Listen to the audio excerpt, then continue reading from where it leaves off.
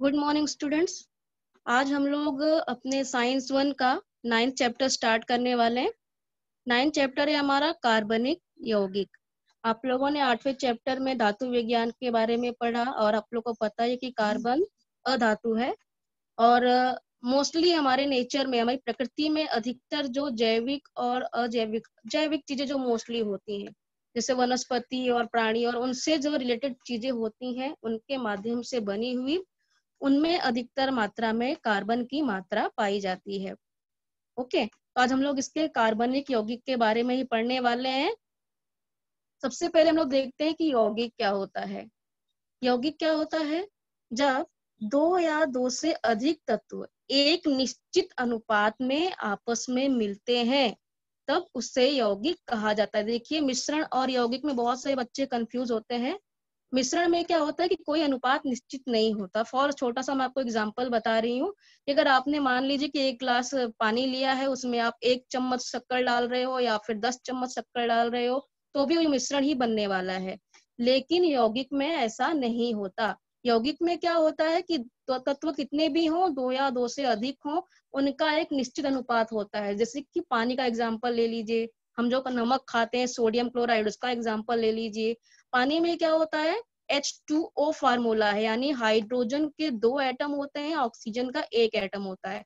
लेकिन अगर आप उसमें एक ऑक्सीजन एक्स्ट्रा बढ़ा देते हो, तब वो पानी नहीं रह गया, हाइड्रोजन परऑक्साइड हो जाएगा। फिर वो अब वो केमिकल बन जाएगा, सिंपल पानी नहीं रह जाएगा। उसी प्रकार NaCl होता है, खाने का नमक। अगर आप एक सोडियम और एक क्लोराइड का एटम लेते हो, तब तो वो आपका क्या है कि सोडियम क्लोराइड यानी खाने का नमक है। लेकिन उसमें से आप किसी एक की अगर संख्या बढ़ा देते हो एटम की, तब वो सोडियम क्लोराइड नहीं रह जाएगा, वो कुछ नया ही केमिकल बन जाता है। तो हम लोग यहाँ पे पहले बात करते हैं यौगिक की। यौगिक होते हैं 2 प्रकार के, जैविक और अजैविक यौगिक।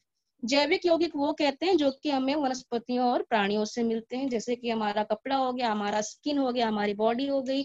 हमारे अंदर फाइनली क्या बचता है?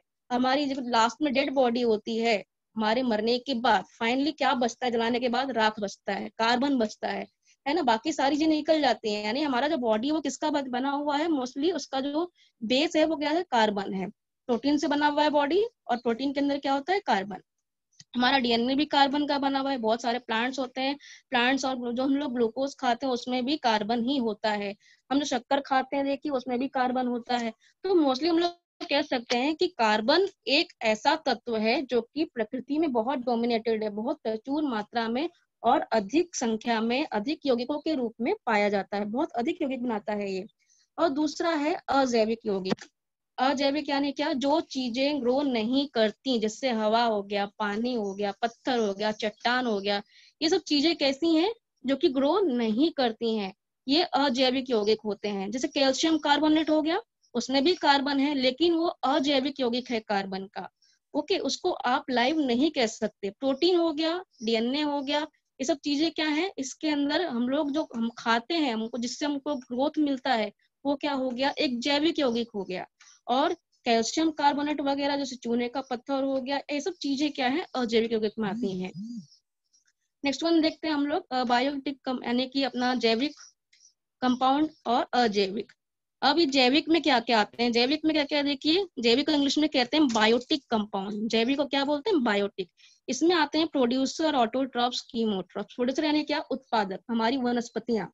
जो वनस्पतियां जो कि उत्पादक कहलाती हैं, उसको हम लोग कह सकते हैं प्रोड्यूसर, उत्पादक। ऑटोट्रॉप्स यानी स्वयं पोषी, जो स्वयं से अपना भोजन बनाती हैं। जितने भी सजीव स्वयं भोजन बनाते हैं, मोस्टली तो प्लांट्स ही होते हैं जो कि स्वयं भोजन बनाते हैं। तो ऐसे क्या हो गए, उनको भी हम लोग क्या बोल सकते हैं कि वो बायोटिक कंपोनेंट है। कीमोट्रॉप्स जो केमिकल्स के माध्यम से आपस में प्रतिक्रिया करते हैं, उनको भी हम लोग क्या बोल सकते हैं? Biotic components. फिर डिकम्पोजर्स। डिकम्पोजर्स यानी क्या? जो कि सड़ाने गलाने का काम करते हैं, है ना। जैसे कि मरने के बाद बॉडी क्या होती है? डिस्ट्रॉय हो जाती है। वनस्पतियां देखिए, जो हम लोग एक्स्ट्रा मटेरियल फेंकते हैं अपने साग सब्जी का, वो भी सड़ जाते हैं। उनको सड़ाने के लिए जो बैक्टीरिया वहां पे होता है, उसको हम लोग क्या बोलते हैं? डीकम्पोजर्स, है ना। वो क्या हो गया यहाँ पे? उसको गलाने वाली चीजें, वो भी क्या होती है? Biotic components. फिर कंज्यूमर्स। कंज्यूमर्स यानी उपभोक्ता। जैसे कि हम लोग क्या हो गए? हम और प्राणी क्या हो गए? वो एक प्रकार से कंज्यूमर है, क्योंकि हम अपने भोजन के लिए दूसरों के ऊपर डिपेंड है। दूसरों मतलब प्लांट्स के ऊपर डिपेंड है। तो हम लोग क्या हो गए, हम लोग कंज्यूमर्स हो गए, उपभोक्ता हो गए इसके। अब फिर हम लोग देखते हैं अबायोटिक। अबायोटिक यानी क्या, अजैविक। अजैविक कंपोनेंट्स में क्या है, climate, climatic factor, light, temperature, rain, humidity. यानी लाइट, प्रकाश, क्लाइमेटिक चेंजेस, जो हमारे आसपास क्लाइमेट चेंज होता रहता है, टेम्परेचर, तापमान, रेन यानी वर्षा, ह्यूमिडिटी यानी आर्द्रता, जो हमारे हवा में आर्द्रता होती है वो भी अबायोटिक फैक्टर है, वो बायोटिक फैक्टर नहीं है, अजैविक घटक है। फिर इनऑर्गेनिक सब्सटेंस, अकार्बनिक चीजें, जैसे कि कार्बन, यहाँ पे इनऑर्गेनिक हो गई, नाइट्रोजन, ऑक्सीजन, CO2, ये सब क्या है, ये सब इनऑर्गेनिक हो गई। Organic compounds, carbohydrate, protein, lipid, nucleic acid, हमारे शरीर में जितने भी DNA होते हैं, न्यूक्लिक एसिड होता है, DNA हो गया, RNA हो गया, नाइट्रोजन बेस हो गया, ये सब क्या हो गया, ऑर्गेनिक कंपाउंड हो गए। अभी नेक्स्ट वन वाला देखते हैं कि कार्बनिक रासायनिक यौगिक कहते किसे हैं। कार्बन के रासायनिक यौगिकों को कार्बनिक यौगिक कहते हैं। प्रकृति में इनकी संख्या 10 लाख से भी अधिक है। 10 लाख से भी अधिक यानी आप अज्यूम कर सकते हो मोस्टली जो तत्व होते हैं उनके बहुत ही कम कंपाउंड होते हैं आपस में अभिक्रिया करने के बाद, लेकिन सबसे अधिक मात्रा में किसी का अगर यौगिक है पृथ्वी पर तो वो कार्बन है। आप यहाँ पर देख रहे हो कि 10 लाख से भी अधिक यौगिक इनके मौजूद हैं। जीवन पद्धति में कार्बनिक यौगिकों की बहुत ही महत्वपूर्ण भूमिका है। सभी जैव अणु जैसे कार्बोहाइड्रेट, अमीनो अम्ल, प्रोटीन, RNA तथा DNA कार्बनिक यौगिक ही हैं। और ये सभी चीजें हमारे ही शरीर में पाई जाती हैं, हमारे मतलब सजीवों के, चाहे वो एनिमल्स हो या फिर प्लांट्स हो, है ना। कोई सजीव, चाहे वो जानवर हो, मानव हो या फिर कोई पेड़ पौधा हो, उनके अंदर ये चीजें होती हैं। कार्बोहाइड्रेट भी होता है, अमीनो अम्ल भी होता है, प्रोटीन भी होता है, RNA और DNA भी होता है। फिर नेक्स्ट वन हम लोग देखते हैं कार्बन के, यहाँ पे कार्बन यौगिक के भौतिक गुणधर्म। भौतिक गुणधर्म क्या होते हैं, यहाँ मैंने शॉर्टकट में लिखे हैं कुछ कुछ पॉइंट्स। द्रवणांक कम होता है। द्रवणांक कम होता है यानी कि धातुओं की तरह 1000-2000 उनको डिग्री सेंटीग्रेड तापमान नहीं चाहिए पिघलने के लिए। उनका कुछ कुछ तो कार्बनिक यौगिक ऐसे होते हैं जो कि -150-158 पे ही क्या होते हैं, मेल्ट हो जाते हैं, पिघल जाते हैं माइनस पे। यानी कि जो आप अंटार्कटिका वगैरह में टेम्परेचर अज्यूम करते हो, ग्लेशियर्स में, ठंडी जगहों पे, उस तापमान पे ही ये मेल्ट हो जाते हैं, पिघल जाते हैं। कुछ तो होते हैं कि -120 पे उबलना शुरू कर देते हैं, मतलब खौलना शुरू कर देते हैं। तो इनका जो द्रवणांक होता है बहुत ही कम होता है। फिर है विद्युत के कुचालक। आप लोगों ने पढ़ा ही है आठवें चैप्टर में कि इलेक्ट्रॉन को फ्लो करने के लिए यानी विद्युत धारा प्रवाहित करने के लिए फ्री इलेक्ट्रॉन्स की आवश्यकता होती है। फ्री इलेक्ट्रॉन्स यानी आयनों का जब तक निर्माण नहीं होगा तब तक इलेक्ट्रॉन्स फ्लो नहीं करते। या तो धन आयन ऋण आयन का निर्माण होगा तो ही इलेक्ट्रॉन्स फ्लो करते हैं, लेकिन कार्बन के अंदर आयन का निर्माण नहीं होता। कार्बन इलेक्ट्रॉन्स शेयर नहीं करता, इलेक्ट्रॉन्स डोनेट नहीं करता है, आयन नहीं बनाता है। कार्बन शेयरिंग करता है यानी सहसंयोजकी, दूसरे के साथ शेयरिंग करना। एक छोटा सा एग्जांपल देती हूँ। मान लीजिए आपसे किसी ने उधारी मांगा और आपने उसे अपने रुपए दे दिए, कुछ हेल्प कर दी उसको, तो आपने उसे डोनेट कर दिया। आपने उसे डोनेट कर दिया, यहाँ पे डोनेट नहीं हो रहा है, जैसे कि आपको शेयरिंग करनी है। एक छोटा सा कमरा है, आप उसमें और अपने फ्रेंड के साथ उसे शेयर करते हो, तो आप हट नहीं रहे हो वहां से, आप भी शेयर कर रहे हो। अब वो रूम आप दोनों का है। तो ठीक उसी प्रकार यहाँ पे जो कार्बन है वो कार्बन सहसंयोजकीय बंद करता है, अपने 4 इलेक्ट्रॉनों की भागीदारी करता है, साझेदारी करता है। इसीलिए उसके ऊपर धन या ऋण का आयन का निर्माण नहीं होता। अब आयनों का निर्माण नहीं होता, इसी कारण ये विद्युत का कुचालक होता है। आप इसमें विद्युत धारा प्रवाहित नहीं कर सकते। और वही मैंने आप रीजन दिया नीचे, थर्ड पॉइंट है हमारा, आयन का निर्माण नहीं होता। अब यहाँ पे हम शॉर्टकट में पढ़ लेते हैं एक बार। सामान्यतः कार्बनिक यौगिकों के द्रवणांक और क्वथनांक, क्वथनांक क्या होता है, बॉइलिंग पॉइंट, जिस टेम्परेचर पे कोई भी तत्व उबलना शुरू कर देता है। जैसे कि पानी का क्वथनांक कितना है, 100 डिग्री सेल्सियस। पानी 100 डिग्री सेल्सियस पे उबलना शुरू कर देता है। तो कुछ यहाँ पे यौगिक ऐसे हैं कार्बन के जिनका क्वथनांक 300 डिग्री सेल्सियस से कम होता है। इससे यह स्पष्ट होता है कि कार्बनिक यौगिकों में आंतर परमाणविक आकर्षण बल क्षीण होता है। आंतर परमाणविक बल यानी क्या? दो एटम्स के बीच में अट्रैक्शन फोर्स है ना, आंतर आणविक अणुओं के बीच में आपस में जो अट्रैक्शन होता है, जिस कारण की वो आपस में बंधे हुए होते हैं, जैसे कि सॉलिड हो गया, जो ठोस पदार्थ होते हैं उनके अंतर आणविक जो परमाणु बल होते हैं, जो आयनिक बंध का निर्माण होता है, बहुत ही स्ट्रॉन्ग होता है, इसीलिए वो बहुत ठोस होते हैं। लेकिन इस प्रकार के जो कार्बनिक यौगिक होते हैं, इनका जो इंटरमीडिएट अट्रैक्शन होता है, अंतर आणविक परमाणु बल का जो अट्रैक्शन होता है, बहुत ही कम होता है। इसीलिए क्या होता है कि ये बहुत जल्दी बॉयल करना शुरू कर देते हैं। पिछली कक्षा में आपने विविध विलयनों और विद्युत सुचालकता का परीक्षण किया, तब ग्लूकोज और यूरिया इन कार्बनिक यौगिकों में विद्युत सुचालकता नहीं दिखाई दी।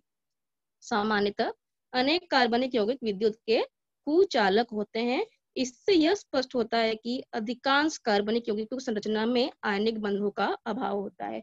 एक सिंपल सा लॉजिक है, अगर आपको कभी क्वेश्चन आता है कुछ तत्वों के या कुछ यौगिक के नाम देके कि ये एक यौगिक सुचालक है या फिर कुचालक है, तो आपको सिंपल ये अज्यूम करना है कि इसमें जो तत्व हैं ये क्या आयन का निर्माण करते हैं। अगर ये आयन का निर्माण नहीं करते हैं तो इनमें इलेक्ट्रॉन फ्लो नहीं होगा, मतलब ये विद्युत का सुचालक नहीं है। और जिसमें आयन का निर्माण हो सकता है, विद्युत का सुचालक होता है। इसका अर्थ यह है कि कार्बनिक यौगिकों में रासायनिक बंध के कारण आयनों की निर्मित नहीं होती है। मैंने आप लोग को अभी बताया कि कार्बन इलेक्ट्रॉन्स को डोनेट नहीं करता, वो शेयर करता है, और इसीलिए इसके ऊपर कोई प्लस या माइनस का चार्ज नहीं होता, ना ही धनात्मक आयन बनाता है ना ही ऋणात्मक आयन बनाता है। और इसीलिए क्या होता है कि इसके अंदर विद्युत का प्रवाह नहीं होता है। अभी यहाँ पे देखिए हमको थोड़ा सा बेसिक दिया गया है कार्बन के बारे में, बेसिक जानकारी। यानी बेसिक जानकारी में क्या क्या है, इसका कार्बन का परमाणु क्रमांक और इलेक्ट्रॉनिक संरूपण। ओके, परमाणु क्रमांक कितना है कार्बन का? 6 है ना। अभी मैंने यहाँ पे आपको छोटा सा बना के दिया है एक फ्लो अपना तत्वों का एक जो पूरा टेबल होता है, टेबल यहाँ पे शो किया है। इसको मैंने क्यों शो किया है, मैं भी आपको एक साथ रीजन दिखाती हूँ। देखिए अभी बीच में क्या बोला गया है, संयोजकता कवच की संख्या, कवच की इलेक्ट्रॉन संख्या, है ना। अभी संयोजकता इलेक्ट्रॉन क्या होता है, ये आपने सेकेंड चैप्टर में पढ़ा था।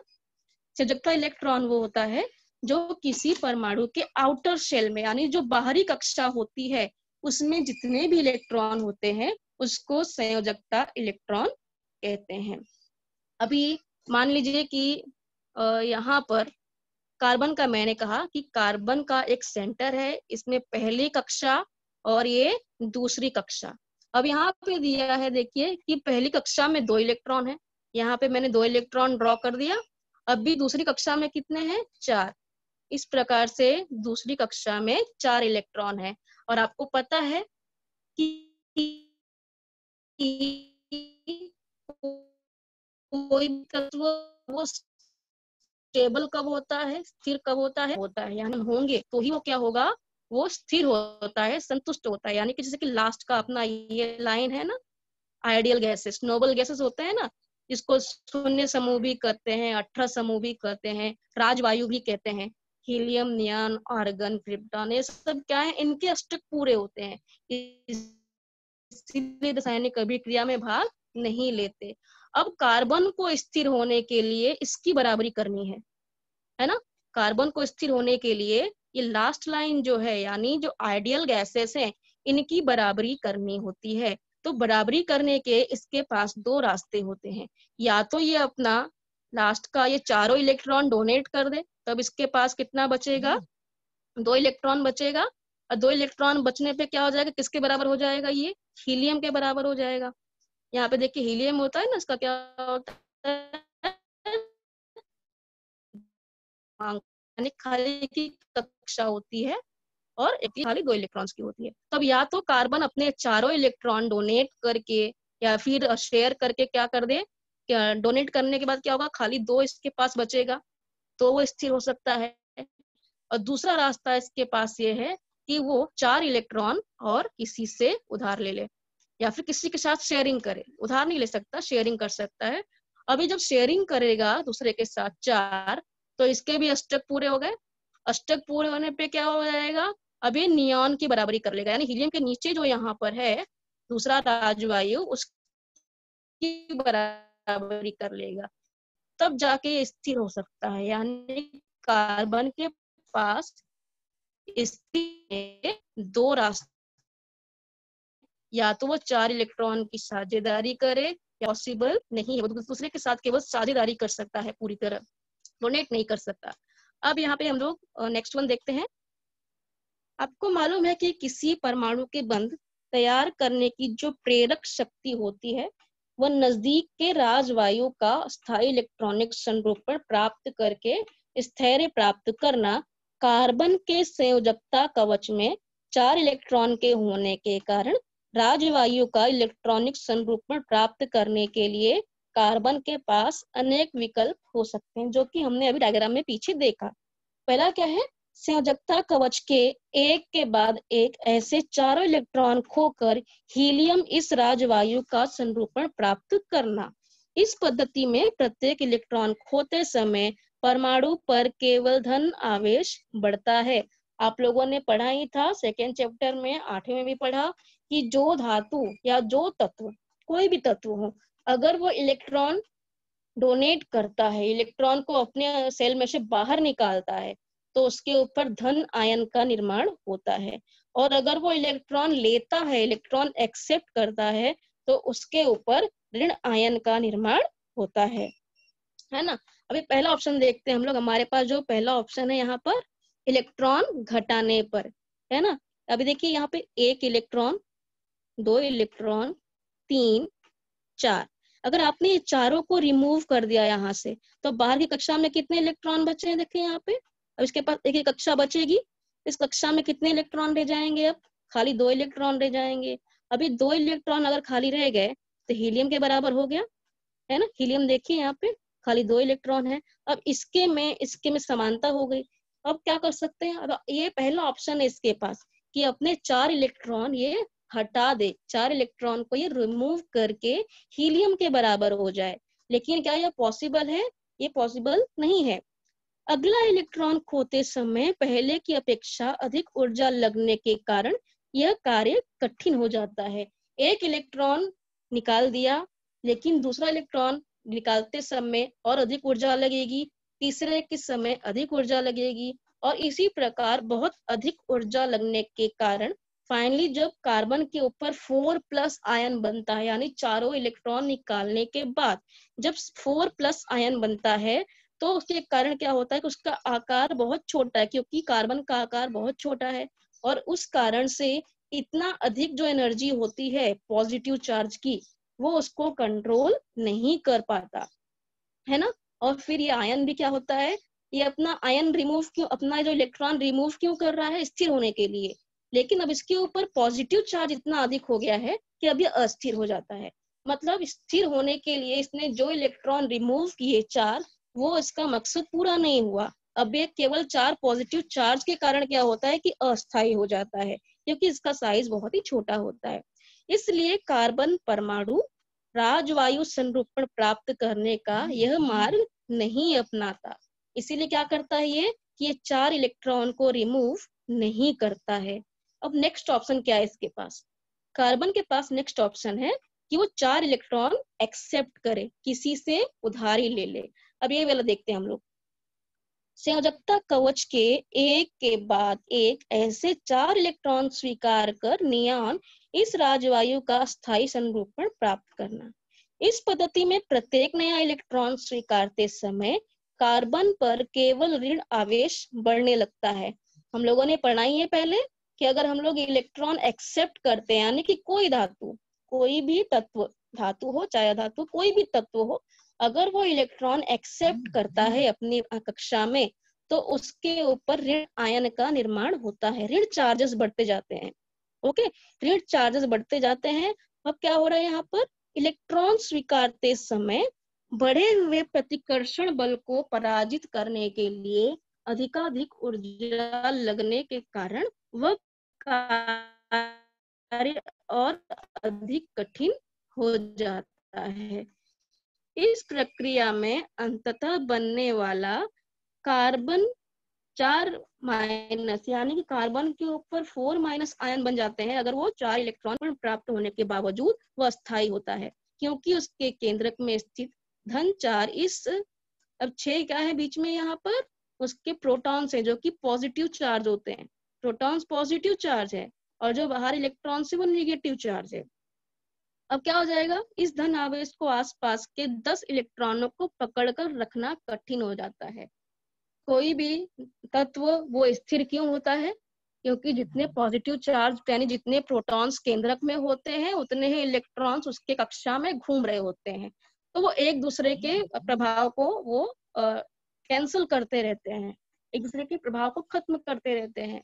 लेकिन अब यहाँ पर क्या कंडीशन हो गया कि बीच में प्रोटॉन्स तो 4 ही है, मतलब 6 ही है। इलेक्ट्रॉन का परमाणु क्रमांक कितना है, 6। तो बीच में प्रोटॉन्स कितने हैं, धन चार्ज कितना है, 6। अब इलेक्ट्रॉन क्योंकि एक्स्ट्रा 4 इलेक्ट्रॉन इसने एक्सेप्ट किया है अपनी कक्षा में अपने अष्टक को पूरा करने के लिए, तब यहाँ पे चार्ज कितने हो गए टोटल मिला के, नेगेटिव चार्ज 10 हो गए। अब क्या 6 पॉजिटिव चार्ज को 10 नेगेटिव चार्ज को पकड़ के रखने में बहुत ही मुश्किल होती है, और इस कारण से भी क्या होता है कि अब ये जो अपना जो परमाणु होता है कार्बन का, ये अस्थिर हो जाता है। साथ ही C-4 या ऋण आयन छोटे आकार पर केवल उच्च आवेश के कारण स्थायी होता है।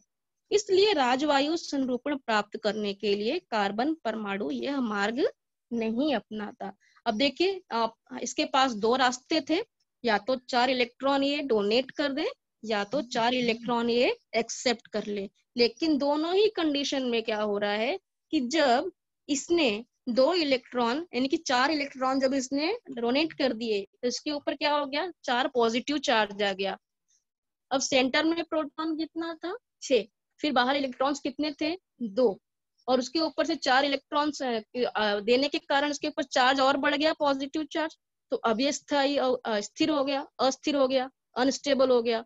और सेकेंड कंडीशन है जब उसने अपने 4 इलेक्ट्रॉन एक्सेप्ट किए बाहर से, तो इसके ऊपर नेगेटिव चार्ज ज्यादा हो गया और पॉजिटिव चार्ज कम हो गया, तो फिर से क्या हो गया कि अस्थिर हो गया। तो दोनों ही रास्ते कार्बन अपना नहीं अपनाता है अपने आप को स्थिर करने के लिए। अब देखिए थर्ड वन दिया है यहाँ पर, संयोजकता कवच के 4 इलेक्ट्रॉनों का अन्य परमाणुओं के 4 संयोजकता इलेक्ट्रॉनों के साथ साझेदारी करके नियान का संरूपण प्राप्त करना। इस पद्धति में 2 परमाणु एक दूसरे के साथ संयोजकता इलेक्ट्रॉनों की साझेदारी करते हैं, जिसमें साझेदारी किए गए इलेक्ट्रॉन दोनों परमाणुओं के अतिव्यापन हुए संयोजकता कवचों में समाविष्ट होते हैं, है ना। शेयरिंग यानी क्या होता है कि एक दूसरे के साथ सेम चीज को, कोई एक वस्तु है उसको शेयर करना, दोनों यूज करें। अब हाइड्रोजन का एग्जांपल आपको देने वाली हूँ आगे। यहाँ पे कार्बन का देख लेते हैं। अब मान लीजिए कि कार्बन जो सेंटर में मैंने दिया है इसके पास बाहर कितने इलेक्ट्रॉन्स हैं, 4 इलेक्ट्रॉन्स हैं, 1 2 3 4। ओके, अब इस प्रकार से अगर मैं हाइड्रोजन क्या होता है, उसके पास एक ही इलेक्ट्रॉन होता है। अगर ऐसे ऐसे मैंने यहाँ पे 4 हाइड्रोजन जोड़ दी, इसके पास एक इलेक्ट्रॉन है, फिर इसके पास भी कितना है दूसरा, यहाँ एक इलेक्ट्रॉन, यहाँ पे एक इलेक्ट्रॉन, यहाँ पे एक इलेक्ट्रॉन, तो इसके 4 हाइड्रोजन के एक इलेक्ट्रॉन हो गए और 4 किसके हो गए, कार्बन के हो गए। तो दोनों मिला के कितने हो गए, 8 इलेक्ट्रॉन हो गए बाहर की कक्षा में। अब हाइड्रोजन भी स्टेबल हो गया, क्योंकि हाइड्रोजन को बाहर की कक्षा में कितने मिल गए, 2 इलेक्ट्रॉन मिल गए, एक कार्बन का और एक अपना खुद का। और उसी प्रकार एक पूरे कार्बन को या प्रत्येक हाइड्रोजन से एक एक इलेक्ट्रॉन मिला है, तो अपने 4 और हाइड्रोजन के 4 मिला के इसका अष्टक पूरा हो गया। तो इस प्रकार से शेयरिंग करता है, डोनेट नहीं करता बल्कि शेयरिंग करता है, पर प्राप्त कर लेता है। हाइड्रोजन ने हीलियम का संरूपण प्राप्त कर लिया, वो स्थिर हो गया, और कार्बन ने नियान का संरूपण प्राप्त कर लिया, वो स्थिर हो गया। दोनों का काम चल रहा है, हाइड्रोजन भी स्थिर हो गया अब और कार्बन भी स्थिर हो गया। अर्थात परमाणु विद्युतीय दृष्टि से उदासीन होते हैं। इस सभी के कारण परमाणु स्थायित्व प्राप्त करता है। इसलिए राजवायु संरूपण प्राप्त करने के लिए कार्बन परमाणु यह मार्ग स्वीकारता है। कौन सा मार्ग? शेयरिंग का, सहसंयोजकता का मार्ग अपनाता है। डोनेट करने का नहीं, एक्सेप्ट करने का नहीं, मतलब आयन निर्माण का नहीं इस्तेमाल करता, बल्कि सहसंयोजकीय बंध का रास्ता अपनाता है। नेक्स्ट वन देखिए, सहसंयोजकीय बंध की आकृति स्पष्ट करने के लिए इलेक्ट्रॉन डॉट संरचना बनाते हैं। ये बहुत ही इंपॉर्टेंट है, ये एग्जाम में आता है, इसको मैं इंपॉर्टेंट मार्क कर दे रही हूँ क्योंकि ये आता है। आप भी इसको मैं जब पीपीटी शेयर करूंगी इसको आप मार्क कर लेना, इसको आप नोटबुक में प्रैक्टिस कर लेना, क्योंकि एग्जाम की दृष्टि से भी बहुत ही महत्वपूर्ण है। ये संरचना ड्रॉ करने के लिए आती है।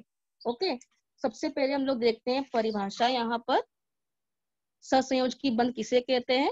दो परमाणुओं में दो संयोजकता इलेक्ट्रॉनों की साझेदारी। दो परमाणु हैं और दो संयोजकता इलेक्ट्रॉन है, दो संयोजकता या फिर 3 इलेक्ट्रॉन या फिर एक इलेक्ट्रॉन, जितने संयोजकता इलेक्ट्रॉन वो शेयर करते हैं वो कंडीशन के ऊपर है उनके। जो इलेक्ट्रॉनों की साझेदारी से जो रासायनिक बंध बनता है उससे सहसंयोजकीय बंध कहते हैं। अभी देखिए यहाँ पर सहसंयोजकीय बंध की आकृति स्पष्ट करने के लिए इलेक्ट्रॉन डॉट संरचना बनाते हैं। इससे इलेक्ट्रॉन डॉट संरचना क्यों कहते हैं? क्योंकि जो इलेक्ट्रॉन्स होते हैं प्रत्येक तत्व के, उसको या तो क्रॉस, यहाँ पे आप डायग्राम में देख रहे हो हाइड्रोजन के पास से क्रॉस बना हुआ है ना, या तो क्रॉस के माध्यम से या फिर एक बिंदु के माध्यम से दर्शाते हैं। और एग्जाम में 2 क्वेश्चन पूछ सकता है, रेखीय संरचना और इलेक्ट्रॉन डॉट संरचना। तो आपको बिल्कुल वहां पे कंफ्यूज नहीं होना है। अगर आपको पूछा गया इलेक्ट्रॉन डॉट संरचना तो आप ये आकृति बनाएंगे। अगर बिना वृत्त के बोला गया तो सिंपल आपको खाली हाइड्रोजन और उसके जो क्रॉस डॉट आयन है वो बनाने हैं। और अगर वृत्त यानी सर्कल के साथ, जैसे यहाँ पे डायग्राम में दिया गया है, यह वृत्त के साथ यानी उसका एटम बना के तब बनाया गया है, तब आपको वहां पर ये डायग्राम ड्रॉ करना होगा। इस पद्धति में परमाणु के संकेत के चारों ओर वृत्त बनाकर उनमें प्रत्येक संयोजकता इलेक्ट्रॉन डॉट से या क्रॉस से दर्शाते हैं। डॉट से या क्रॉस से क्यों बोला गया है? मान लीजिए कि 2 परमाणु हैं, 2 परमाणु को आपको शो करना है अभिक्रिया करते हुए या फिर सहसंयोजकीय बंध शो करते हुए, तो कंफ्यूजन ना हो इसलिए एक परमाणु का जो इलेक्ट्रॉन है वो एक डॉट से शो कर सकते हो और दूसरे परमाणु का जो इलेक्ट्रॉन्स है उसको आप क्रॉस से शो कर सकते हो। आप कलर चेंज करके बना सकते हो, आप डॉट और क्रॉस करके बना सकते हो, तो आपके पास बहुत सारे ऑप्शन है। और जब सर्कल बनाने के लिए बोला जाए तो ही आपको सर्कल बनाना है, या फिर आप सिंपल भी ड्रॉ कर लोगे तो भी वो आपको मार्क्स मिलेगा। एक परमाणु ने दूसरे परमाणु के साथ बनाए सहसंयोजकीय बंध को दर्शाने के लिए दोनों परमाणुओं के संकेतों के चारों ओर वृत्त बनाकर वे एक दूसरे को प्रतिच्छेदित करते हुए दर्शाते हैं। आपने 9th में पढ़ा था वेन डायग्राम, जो कॉमन संख्या होती है समुच्चय की वो बीच में होती है ना, वो ऐसे क्रॉस करती हुई होती है ना, ओवरलैप करती हुई, जैसे कि यहाँ पे देखिए अगर आपको वेन डायग्राम याद होगा 9वीं का तो बिल्कुल उसी प्रकार है ये। यहाँ पे ये कॉमन जो क्रॉस कर रहा है उसके अंदर 2 इलेक्ट्रॉन आपको शो किए गए हैं। अब जो क्रॉस के अंदर यानी जो कॉमन ओवरलैपिंग है बीच में, है ना, उस साझेदारी शो करता है, सहसंयोजकीय बंध को दिखा रहा है। और वहां पे जो 2 इलेक्ट्रॉन्स हैं वो दोनों के इलेक्ट्रॉन्स माने जाएंगे, यानी इस हाइड्रोजन के भी 2 इलेक्ट्रॉन्स और इस दूसरे वाले हाइड्रोजन के भी 2 इलेक्ट्रॉन्स माने जाते हैं। अब क्या हो गया कि दोनों स्थिर हो गए। हाइड्रोजन वैसे अस्थिर होता है, उसके पास एक ही इलेक्ट्रॉन होता है, लेकिन जब वो H2 अणु बनाता है, हाइड्रोजन अणु का निर्माण करता है, H2 बनाता है, तब वो स्थिर हो जाता है। और प्रक्रिया इसी प्रकार होती है, एक एक इलेक्ट्रॉन की शेयरिंग करके, है ना, शेयरिंग यानी सहसंयोजकीय बंध बना के एक दूसरे के साथ कोऑपरेट करके। फिर दूसरा आपको दिया है रेखा संरचना, को भी संरचना सूत्र कहते हैं। अब यहाँ पे दिया है 2 परमाणुओं के संकेतों को जोड़ने वाली एक छोटी रेखा द्वारा भी सहसंयोजकीय बंध दर्शाते हैं। रेखा संरचना को ही संरचना सूत्र भी कहते हैं। इतना याद रखिए संरचना सूत्र किसे कहते हैं। अगर आप केवल रेखा के माध्यम से उसको शो कर रहे हो, एग्जाम में ये भी आता है मोस्टली मीथेन, इथेन, इथीन और कार्बन डाइऑक्साइड, इन चीजों का, इन जो मैंने तत्वों का नाम लिया, इन जो कंपाउंड्स का मैंने नाम लिया, यानी कि पानी H2O, कार्बन डाइऑक्साइड, तत्व कौन कौन से हो गए, नाइट्रोजन, ऑक्सीजन, और कंपाउंड के रूप में, यौगिक के रूप में मीथेन और इथेन। ये जितने भी मैंने नाम लिए हैं ना, ये एग्जाम की दृष्टि से बहुत इंपॉर्टेंट है। या तो इसका इलेक्ट्रॉन डॉट फॉर्मूला आता है बनाने के लिए, या तो फिर रेखीय संरचना सूत्र आता है। अगर इतना आता है तो आपको बिना हिचक ये डायग्राम जो यहाँ पे दिए गए हैं वो आपको ड्रॉ करने हैं और आपको पहले प्रैक्टिस करना है इसके बारे में। हाँ, नेक्स्ट वन देखिए, ऑक्सीजन के बारे में मैंने यहाँ पे बताना भूल गया आपको। ऑक्सीजन का परमाणु क्रमांक कितना होता है? ऑक्सीजन का परमाणु क्रमांक कितना होता है? 6 होता है, 8 होता है ना। यानी कि अंदर पहली कक्षा जो होती है, 2 कक्षाएं होती हैं। पहली कक्षा में 2 इलेक्ट्रॉन, दूसरी कक्षा में 6 इलेक्ट्रॉन। अभी अष्टक पूरा करने के लिए कितने इलेक्ट्रॉन चाहिए इसको? ऑक्सीजन को अष्टक पूरा करने के लिए 2 इलेक्ट्रॉन चाहिए। इसको भी 2 इलेक्ट्रॉन चाहिए और इसको भी 2 इलेक्ट्रॉन चाहिए। तो ये क्या करते हैं, अपने 2-2 इलेक्ट्रॉन की साझेदारी, यहाँ पे देखिए साझेदारी हो गई। अब ये 4 इलेक्ट्रॉन और ये 4 इलेक्ट्रॉन, 8, यानी कि दोनों का काम पूरा हो गया, दोनों ऑक्सीजन का अष्टक पूरा हो गया। और हमको कंपाउंड क्या मिलता है, यौगिक क्या मिलता है हम लोग को? अणु ऑक्सीजन। ऑक्सीजन अणु का निर्माण होता है यहाँ पर, ऑक्सीजन अणु हमको मिलता है। नेक्स्ट वन देखिए, यहाँ पे मैंने कहा जो आपको संरचना सूत्र, ये बहुत इंपॉर्टेंट है, आप इसको जरूर ड्रॉ करने का, बहुत इजी है, 1 नंबर आपको मुफ्त के मिलते, समझ लीजिए। अगर आपको सिंपल लग रहा है, इतना ड्रॉ करने आता है लिखने, तो 1 नंबर आपके मुफ्त के, आपके बिल्कुल रेडी हैं। तो ये आप जरूर से तैयार कर लेना। हाइड्रोजन के 2 अणु हैं यहाँ पर, एक एक इलेक्ट्रॉन की शेयरिंग करते हैं। देखिए यहाँ पे एक एक इलेक्ट्रॉन को कलर चेंज करके शो किया गया है ताकि आपको कंफ्यूजन ना हो। उसके बाद यहाँ पर इसको इस माध्यम से भी शो कर सकते हैं हम लोग, खाली डॉट के माध्यम से शो कर सकते हैं, या फिर इसको हम लोग रेखा संरचना के माध्यम से भी शो कर सकते हैं। ये खाली है डॉट क्रॉस फार्मूला, ये संरचना सूत्र है, और ये वृत्त के साथ है ना, ये कक्षाओं के साथ है। 3 प्रकार की संरचना आपको यहाँ पर मिलती है। अभी देखिए हम लोग यहाँ पर कुछ एग्जांपल्स देखते हैं। हाइड्रोजन का मैंने आपको बताया था अभी, इसको शॉर्टकट में मैंने समझाया है। एक कक्षा, हाइड्रोजन में कितनी कक्षा होती है? एक कक्षा होती है। बाहर एक ही इलेक्ट्रॉन होता है, कक्षा के बाहर एक ही इलेक्ट्रॉन शो किया गया है, और एक एक इलेक्ट्रॉन की साझेदारी होती है यहाँ पर, है ना, एक एक इलेक्ट्रॉन की साझेदारी है। फिर ऑक्सीजन का दिया है, 2 कक्षाएं होती हैं, पहली कक्षा में 2 इलेक्ट्रॉन, बाहर की कक्षा में 6 इलेक्ट्रॉन। अब कमी कितनी की रह गई थी? 2-2 की कमी रह गई थी, तो 2-2 इलेक्ट्रॉन की साझेदारी होती है यहाँ पर, और फिर दोनों का अष्टक पूरा हो जाता है। नेक्स्ट वन देखिए, नाइट्रोजन। नाइट्रोजन में क्या है, 2 कक्षाएं होती हैं, और 2 इलेक्ट्रॉन्स पहली कक्षा में होते हैं, बाहर की कक्षा में 5 इलेक्ट्रॉन होते हैं। अब बाहर की कक्षा में जब 5 इलेक्ट्रॉन होते हैं, तो फिर इनको अपना अष्टक पूरा करने के लिए कितना कितना इलेक्ट्रॉन की आवश्यकता है? 3-3 इलेक्ट्रॉन की आवश्यकता है। तो ये आपस में 3-3 इलेक्ट्रॉन की साझेदारी करते हैं। अब देखिए दोनों का ही अष्टक पूरा हो गया है। यहाँ पर अगर आप देखते हो कि 3-3 इलेक्ट्रॉन की साझेदारी किया है, तो यहाँ पर ये जो संख्या है 6, ये इन दोनों के साथ भी काउंट होगा और इन दोनों के साथ भी काउंट होता है। अब इनका अष्टक पूरा हो गया, है ना। ये भी क्या हो गया, नाइट्रोजन, N2 का निर्माण, नाइट्रोजन अणु का निर्माण यहाँ पर हो गया। तो यहाँ पे मैंने शॉर्टकट में लिखा है कि बाहर यहाँ की नाइट्रोजन की 2 कक्षाएं होती हैं, बाहर की कक्षा में 5 इलेक्ट्रॉन, अंदर की कक्षा में 2 इलेक्ट्रॉन, और अष्टक पूरा करने के लिए 3-3 की कमी है, तो 3-3 की साझेदारी होती है, तब जाके नाइट्रोजन अणु का निर्माण होता है। अब यहाँ पे पानी H2, ये बहुत ही इंपॉर्टेंट है, पानी का अक्सर पूछता है, इसको आप मार्क कर लीजिए, 1 नंबर के लिए आता है। हाइड्रोजन के 1 व ऑक्सीजन के 2 इलेक्ट्रॉन की साझेदारी, 2 परमाणुओं की साझेदारी। ओके, यहाँ पे मैंने इलेक्ट्रॉन लिखा है। अब यहाँ पर ऑक्सीजन को आप देख रहे हो कि इसकी बाहर की कक्षा में 6 इलेक्ट्रॉन है, 6 इलेक्ट्रॉन है। अष्टक पूरा करने के लिए इसको कितना चाहिए? 2 इलेक्ट्रॉन चाहिए। अब 2 इलेक्ट्रॉन में 1 इलेक्ट्रॉन कौन दे रहा है? एक हाइड्रोजन दे रहा है, और 1 इलेक्ट्रॉन कौन दे रहा है? दूसरा हाइड्रोजन दे रहा है ना। अब यहाँ पर देखिए 2 यहाँ पे ओवरलैपिंग बनी है, 2 समुच्चय बन रहे हैं, यहाँ पर 2 ओवरलैपिंग कह सकते हो, वेन डायग्राम अगर आप इसको अज्यूम कर रहे हो, कल्पना कर लीजिए कि एक वेन डायग्राम है। आप देख रहे हो कि एक यहाँ पर कॉम्बिनेशन बना है और यहाँ पर बना है, तो हमको क्या मिल गया फाइनली? पानी का संरचना सूत्र भी मिल गया। जो नीचे का डायग्राम है यहाँ पे HOH, ये क्या है, रेखीय संरचना है। तो ये भी इम्पोर्टेंट है और ये भी इम्पोर्टेंट है, उसको आप जरूर तैयार करिए। फिर नेक्स्ट वन है मीथेन के बारे में। मीथेन भी बहुत इंपॉर्टेंट है, आपकी टेक्स्ट बुक में भी दिया है और ये संरचना मोस्टली आती है। मीथेन के बारे में थोड़ा सा पढ़ लेते हैं हम लोग। ये एक रंगहीन, गंधहीन व स्वादहीन गैस है। इसका कोई कलर नहीं होता है, कोई स्मेल नहीं होता है, कोई टेस्ट नहीं होता है। ये अधिकतर दलदली क्षेत्रों में पाया जाता है। दलदली यानी जैसे कि आप लोगों ने मैंग्रोव्स वगैरह देखे होंगे, जो कीचड़ में जो उगने वाली वनस्पतियां होती हैं, कीचड़ में उगने वाली, तो मोस्टली यह गैस वहीं पे बनती है और इसे मार्स गैस भी कहते हैं।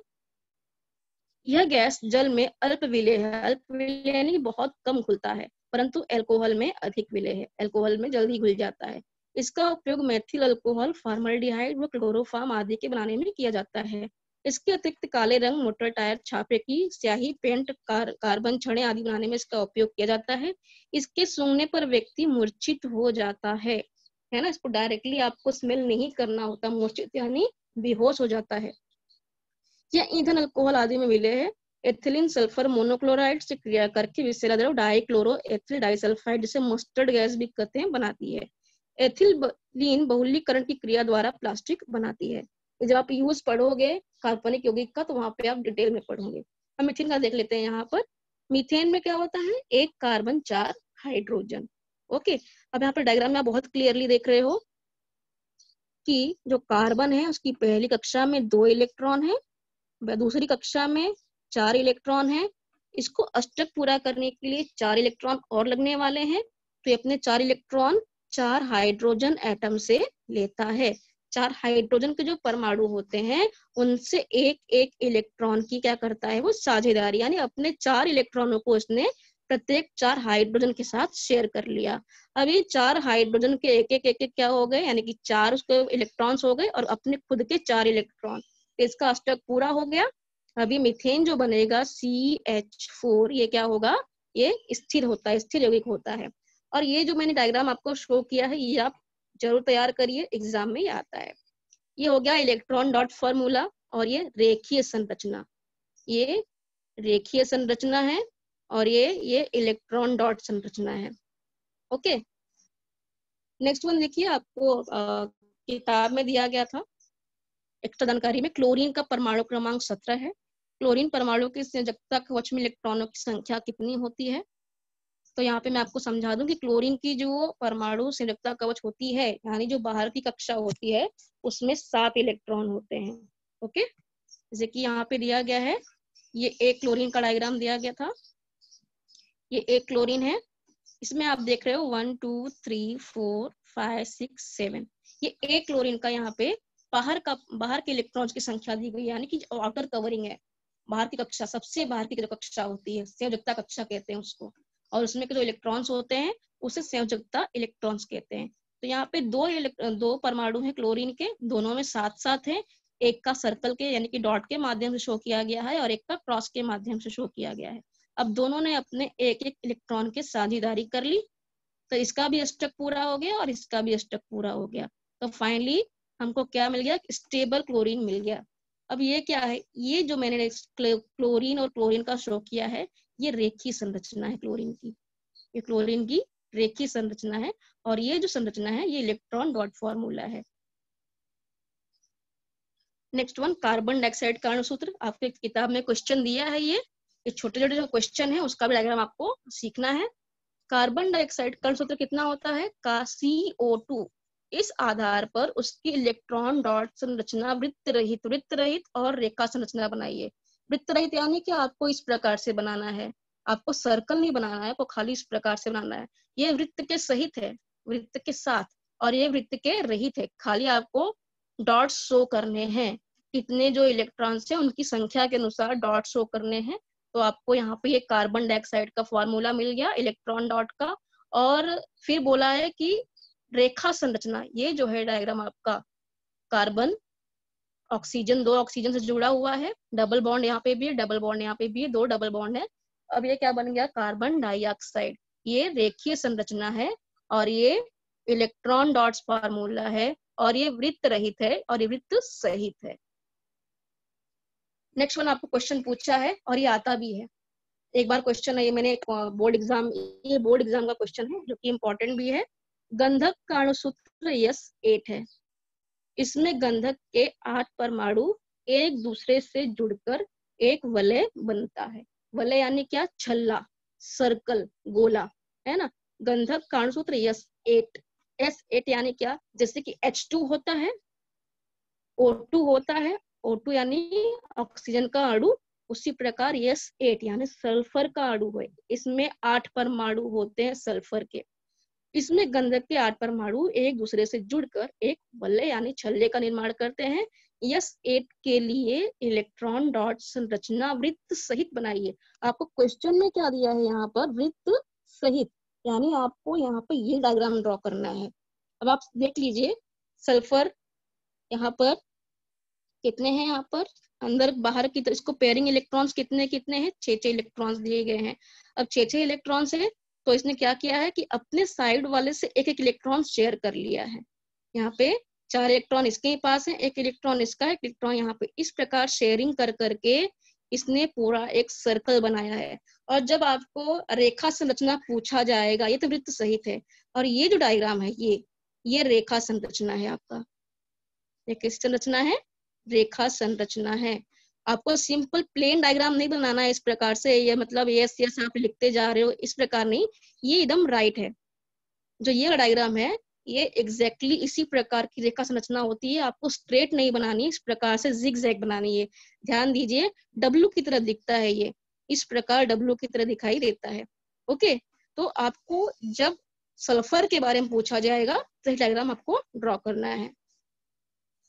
कुछ मैंने यहाँ पे एल्कीन और एल्काइन के भी बनाए हैं, जो कि एल्कीन का एल्काइन का पूछता है मोस्टली एग्जाम के दृष्टि से। जो इम्पोर्टेंट है वो सारे मैंने यहाँ पे आपको डायग्राम्स दिए गए हैं। एल्कीन यानी इथीन, ये आप आगे पढ़ने वाले हो, इथेन, मीथेन, प्रोपेन के बारे में, कैसे उसका वर्गीकरण होता है, ये आप बहुत अच्छे से समझने वाले हो आगे। ये मैंने सिंपल एक इसका वृत्त सहित संरचना और रेखीय संरचना, ये इथीन के लिए है और ये इथाइन के लिए। इथाइन का ये क्रॉस डॉट फॉर्मूला है, यानी डॉट क्रॉस बोल सकते हो, और ये रेखीय संरचना है। ओके, तो आपको इन डायग्राम्स को बहुत अच्छे से कॉपी में प्रैक्टिस करना है। फिर यहाँ पे देखिए प्रोपेनॉन और प्रोपेनॉल, प्रोपेनॉन और प्रोपेनॉल, इसका भी आपको अच्छे से प्रैक्टिस करना है। ये चीजें अगर आप याद रखोगे तो एग्जाम में आपको दिक्कत, एक बार अगर आपने फॉर्मूला याद कर लिया तो आप आराम से डायग्राम ये ड्रॉ कर सकते हो। यहाँ पे प्रोपेनॉल क्यों है, क्योंकि 3 कार्बन एटम है प्रोपेन, प्रोपेन में यहाँ पे अल्डिहाइड ग्रुप है और यहाँ पे अल्कोहल ग्रुप है, तो प्रोपेनॉल बन गया। या कौन सा ग्रुप है आगे आपको सर पढ़ाने वाले हैं आपको डिटेल में, साइक्लोपेंटेन वलय मैडम वाली संरचना। हाँ सर, 2-3 मिनट बाकी है खाली। ओके सर, मैं फटाफट कंप्लीट कर लेती हूँ, थोड़ा सा ही रह गया, 5 मिनट लगे। ओके सर, ये डायग्राम भी आप देख लीजिए। यहाँ पर साइक्लोपेंटेन जो कि बहुत ही इंपॉर्टेंट है, क्वेश्चन में पूछ सकता है, इसको भी आप जरूर से कॉपी में रेडी करिए। फिर carbon tetrachloride ClCl4 CCl4 carbon tetrachloride. Okay, ये डायग्राम भी इंपॉर्टेंट है। जितने भी डायग्राम्स मैंने दिए गए हैं आप उसको जरूर से तैयार करिए, ये आपके एग्जाम में आ सकते हैं। फिर यहाँ पे आगे है कार्बन एक अद्वितीय तत्व, वर्सटाइल क्यों है, इसको अद्वितीय क्यों कहते हैं। कुछ अन्य तत्वों की तरह कार्बन परमाणु संयोजकता इलेक्ट्रॉनों की साझेदारी करके सहसंयोजकीय बंध बनाते हैं। और जैसे कि मैंने आपको स्टार्टिंग में बताया कि सबसे अधिक यानी कम से कम बहुत सारे सभी तत्वों से बहुत अधिक मात्रा में किसी का अगर यौगिक पृथ्वी पर मौजूद है तो वो कार्बन का ही है। फिर इसके बारे में हम लोग और डिटेल में देखते हैं कि कार्बन के गुण ऐसे प्रकार के क्यों हैं। कार्बन में दूसरे कार्बन परमाणु के साथ प्रबल सहसंयोजकीय बंध बनाने की अद्वितीय क्षमता है, जिससे बड़े अणुओं का निर्माण होता है। कार्बन परमाणु के इस गुणधर्म को श्रृंखला बंधन कहते हैं। ये एक डेफिनेशन आता है कि श्रृंखला बंधन किसे कहते हैं, इसको आप लोग जरूर से तैयार करना। श्रृंखला बंधन यानी कैटिनेशन पावर कहते हैं इसको। ये एक परिभाषा एक नंबर के लिए आता है कभी कभी, और इसके ऊपर टिप्पणी लिखने के लिए भी आता है, तो आप ये डेफिनेशन याद कर लेना। कार्बनिक यौगिकों में कार्बन परमाणुओं की मुक्ति श्रृंखला या बंद श्रृंखला होती है। मुक्त यानी जिसमें आपको बताया साइक्लोपेंटेन के बारे में, क्लोज सर्कल के रूप में होता है, क्लोज बंद, उसका जो दोनों छोर होता है वो बंद होता है, वो ओपन नहीं होता, धागे के समान नहीं होता, धागे की तरह बंद होता है। फिर मुक्त श्रृंखला एक चैन, श्रृंखला यानी चैन होता है, अगर ओपन चैन यानी एक लाइन से धागे के समान, उसको ओपन श्रृंखला कह सकते हो। फिर सरल या शाखित, जैसे पेड़ में बहुत सारे ब्रांचेस होते हैं, शाखाएं होती हैं, अगर उसी प्रकार कार्बन के जो यौगिक हैं उसमें बहुत सारे ब्रांचेस हैं तो उसको आप शाखित कहोगे। अगर वो सिंपल एक रस्सी की तरह है उसको आप क्या बोलोगे, सरल। बंद अर्थात वलयाकार, दो कार्बन परमाणुओं में सहसंयोजकीय बंध प्रबल होने के कारण स्थायी होता है और इस स्थायी प्रबल सहसंयोजकीय बंध के कारण कार्बन को श्रृंखला बंधन शक्ति है। अभी नेक्स्ट वन देखते हैं हम लोग। दो कार्बन परमाणुओं में 1, 2 या 3 सहसंयोजकीय बंध बन सकते हैं, इन्हें ही क्रमशः इकहरा, दोहरा और तिहरा बंध कहते हैं। अब देखिए यहाँ पर, अगर कार्बन कार्बन के बीच में, फॉर एग्जाम्पल अगर यहाँ पर कार्बन कार्बन के बीच में एक एक इलेक्ट्रॉन की साझेदारी हुई तो इकहरा बंध बनता है, इसे इथेन कहते हैं। अल्केन, इथेन नहीं अल्केन कह सकते हैं। वो आप कल पढ़ोगे, आपके जो भी आपको पढ़ाने वाला है वो आपको पढ़ाएगा जरूर इसके बारे में। फिर यहाँ पे है 2 इलेक्ट्रॉन्स की शेयरिंग, यहाँ पे देख रहे हो 2 इलेक्ट्रॉन्स की शेयरिंग हो रही है तो डबल बॉन्ड बन गया। यहाँ पर, यहाँ पे 1 इलेक्ट्रॉन की शेयरिंग थी तो यहाँ पे एक हरा बंद था, देखिए यहाँ पे एक हरा बंद था। 2 इलेक्ट्रॉन्स की शेयरिंग हुई तो दोहरा बंद बन गया। 3 इलेक्ट्रॉन की शेयरिंग हुई तो तिहरा बंद हो गया। ओके, तो जितने इलेक्ट्रॉन्स दोनों शेयर करते हैं उतना ही बंध का निर्माण यहाँ पर होता है। फिर चतुसंयोजी होने के कारण एक कार्बन परमाणु अन्य 4 परमाणुओं से बंध बना सकता है, जिसके अनेक यौगिक का निर्माण होता है।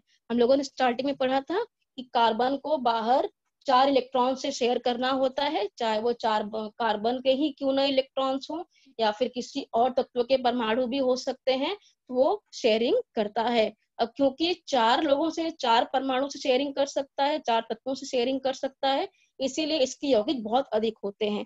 कुछ एग्जांपल्स दिए गए हैं यहाँ पर मीथेन के बारे में और क्लोरोमीथेन के बारे में, डाइक्लोरोमीथेन, ट्राइक्लोरोमीथेन, कार्बन टेट्राक्लोराइड।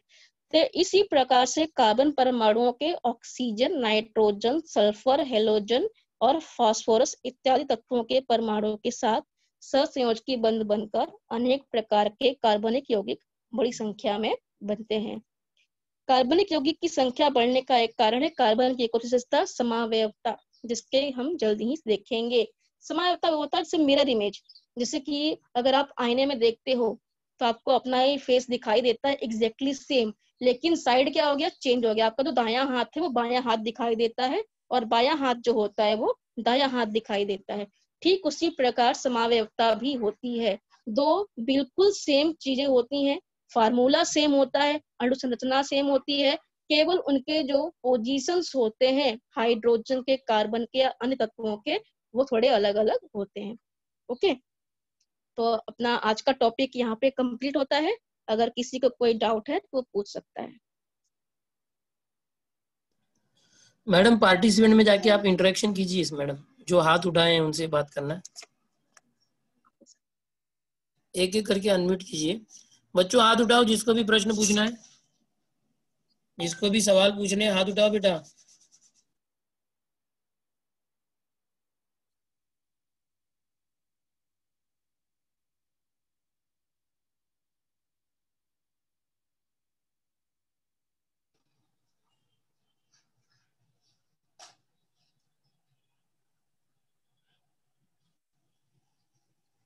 आकांक्षा केसरवानी, बोलो बेटा। बोलिए। हेलो, क्या नाम है? हेलो, आकांक्षा केशवानी, बोलिए। हेलो, एक मिनट, हाँ 1 मिनट, वापस से आकांक्षा माइक चालू करो, आपका बंद। हाँ बोलो।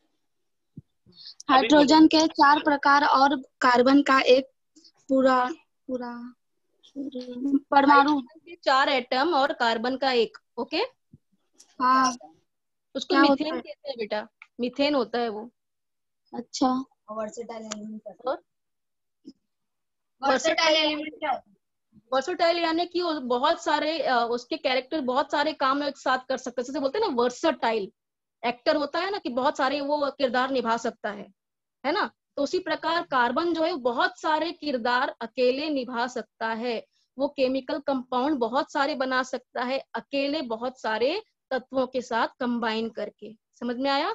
अभी कितने सारे तत्व हैं अपने टोटल? आपने वो देखा अपना जो तत्वों का चार्ट है, बहुत सारे तत्व हैं।